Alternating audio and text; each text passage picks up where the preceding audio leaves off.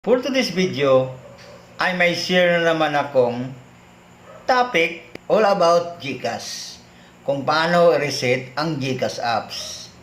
Kaya kung interesado kang malaman, ay huwag kang mag-skip na panoorin ang buong detalye sa video ito. Turo ko sa inyo ang step-by-step process kung paano siya ni-reset ang GCash na walang technical knowledge.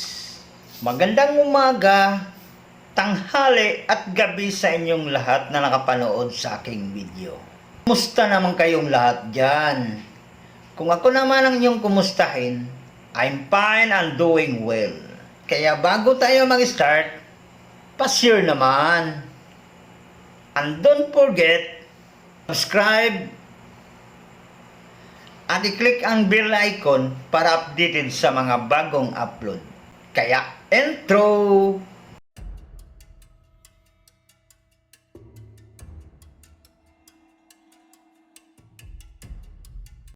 Start na tayo sa ating first step. Paano mag-reset ng GCash apps na walang technical knowledge na kailangan? I-tap natin ang settings. At ang sunod, hanapin natin ang Apps Manager. Ang bawat cellphone ay may iba't ibang settings. Nakadepende sa model ng inyong phone. Pag hindi natin mahanap ang Application Manager, ito ang sunod natin hanapin ang App Management. I-tap natin ito ang App Management. At dito na tayo sa loob ng App Management. I-tap natin ang App List. Once na-tap na yung App List, dito sa loob ng app list, makikita ang lahat ng mga naka-installed na apps sa inyong phone. So, let's proceed to step number 2. Hanapin natin ang GCash apps.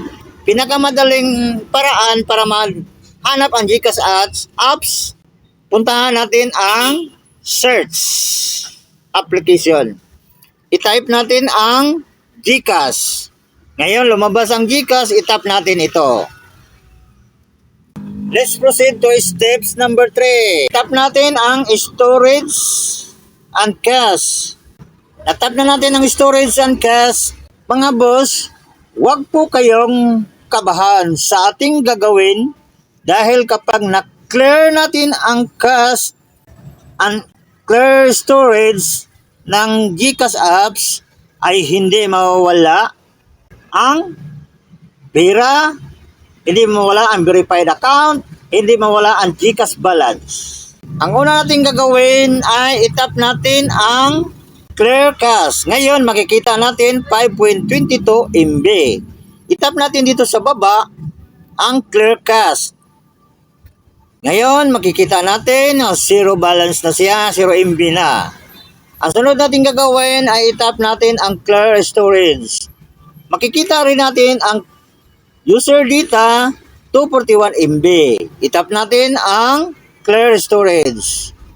At dito nakalagay deleted app data. This app will be permanently deleted. This includes file settings, database, and other apps data. So itap na natin ang okay.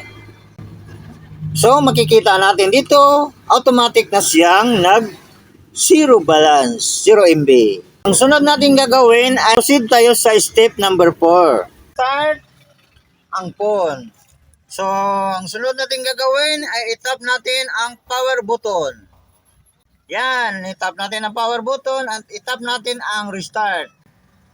At ngayon, antayin natin na magbukas ang Tecno phone. Dahil matagal magbukas ang Tecno. Malapit na siyang magbukas.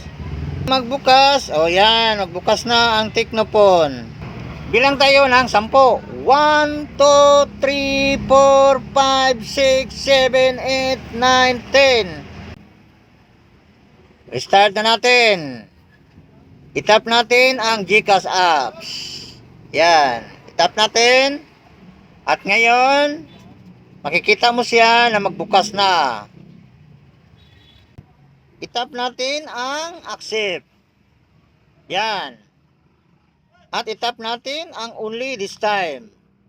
itap natin ang only this time. Allow, location, allow, itap na natin ang allow. At ang sunod, i-enter natin ang PIN.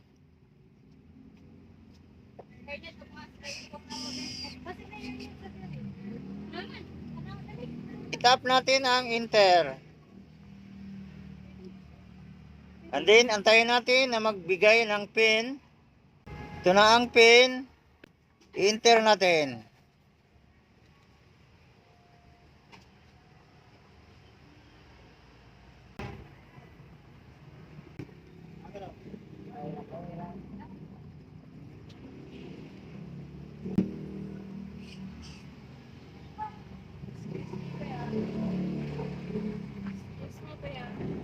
At ngayon, i-tap natin ang PIN. PIN ang I want to register this phone. Then, i-tap natin ang next. At scan ang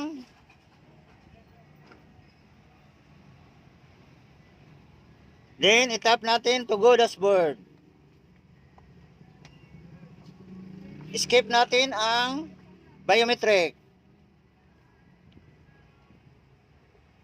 Then ngayon, makikita mo na ang GCash balance ay hindi nawala. Hindi nawala lang yung mga files at lahat ng mga information ay bumalik. So, ganun lang kadali kung paano mag-reset ng GCash app sa ating cellphone. Yan, itap natin uli, log out, then double check, itap natin ang PIN.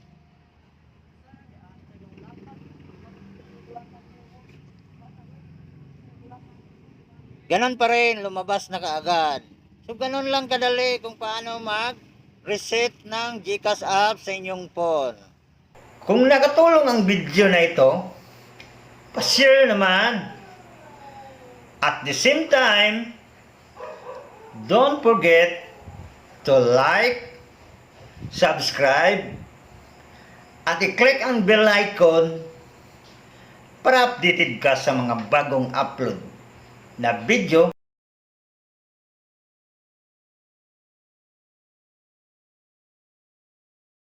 At pa-share naman sa inyong mga friends. Tulong kayo sa kanila for more helpful tech tips, your vlogs. See you next video.